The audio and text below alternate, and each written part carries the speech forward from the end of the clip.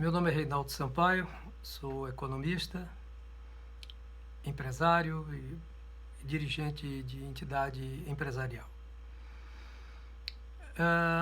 Quero aqui agradecer honradamente este privilégio de ser ouvido pela SEI para contribuir com a sua plataforma, né, criada para o debate de questões de interesse da economia da Bahia e do Brasil. E nesse sentido, a SEI traz como questionamento duas questões de maior relevância e cruciais nesse momento da vida brasileira. A primeira delas é se eu estou de acordo que haja emissão de moeda, na formulação da pergunta, exatamente, a emissão de dinheiro para injetar liquidez na economia brasileira. A resposta é sim. Eu inicio dizendo que poderá até não ser considerada, e não é a melhor política monetária, mas é a única. A única que pode evitar que o Brasil mergulhe numa depressão jamais conhecida na sua história, se o crédito não chegar às empresas, se um programa de renda mínima não alcançar milhões de brasileiros que neste momento estão privados de renda, e não subsidiar dar um suporte financeiro a estados e municípios que estão com queda de arrecadação e aumento dos gastos exatamente pelo enfrentamento da pandemia. Em linhas gerais, eu devo dizer que o Brasil tem cerca de 172 milhões de pessoas em idade apta para o trabalho. Desses, só 106 trabalham. Ou seja, o Brasil já tem um desperdício de 66 milhões de pessoas que poderiam estar gerando riqueza, mas não estão pela realidade brasileira. Dos 106 que trabalham, 41% são informais ou desempregados. Informais, desempregados e desalentados, aqueles que já desistiram de procurar emprego, representam 41%. São 33,5 milhões de trabalhadores formais, mais 11,5 de trabalhadores do setor público. E aí vem outros profissionais liberais, etc. De modo que, nesse momento, nós estamos falando de 172 milhões de pessoas que uma parte não trabalha, portanto não tem renda, uma parte é informal e, nesse momento, estão impedidos de gerar renda porque o isolamento social impõe uma necessidade fundamental para preservar a vida das pessoas. Essas pessoas não têm como ir às ruas realizar algum tipo de receita. E tem os que trabalham para o setor privado que precisam receber salários. Mas para isso as empresas precisam ter recursos e as empresas estão paralisadas. Do universo empresarial brasileiro, 95% são micro, pequenas e médias empresas, que respondem por cerca de 70% do emprego formal brasileiro. De modo que, se essas empresas não tiverem recursos para pagar os salários, haverá um desemprego em massa e haverá o desmantelamento da estrutura produtiva e de serviços do Brasil. Então, esse é o pior dos mundos.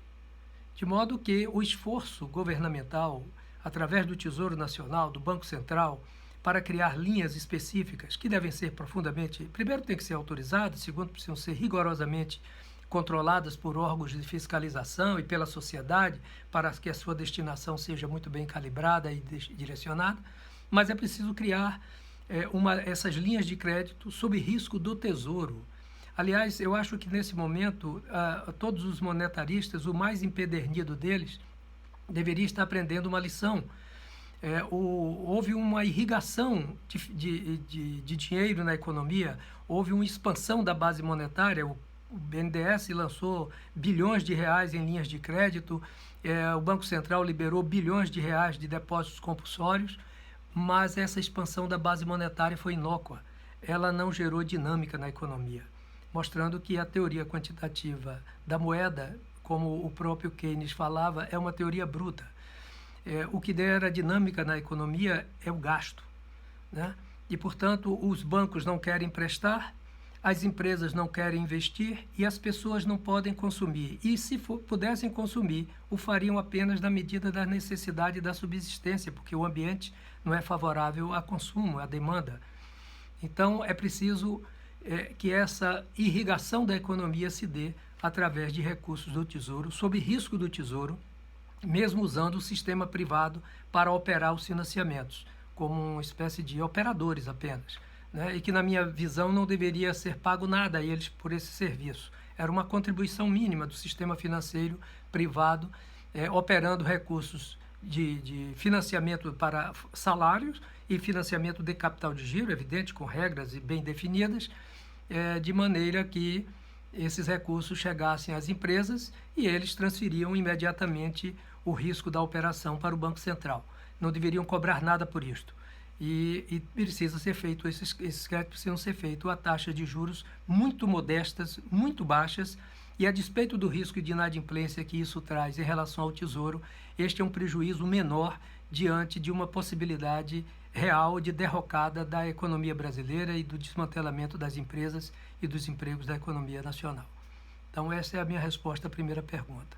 A segunda, com relação a outras medidas adicionais, eu diria que volto um pouco da primeira. A primeira é garantir renda mínima que dê uma subsistência digna aos brasileiros, né? Para preservar a vida das pessoas é preciso mantê-las em casa.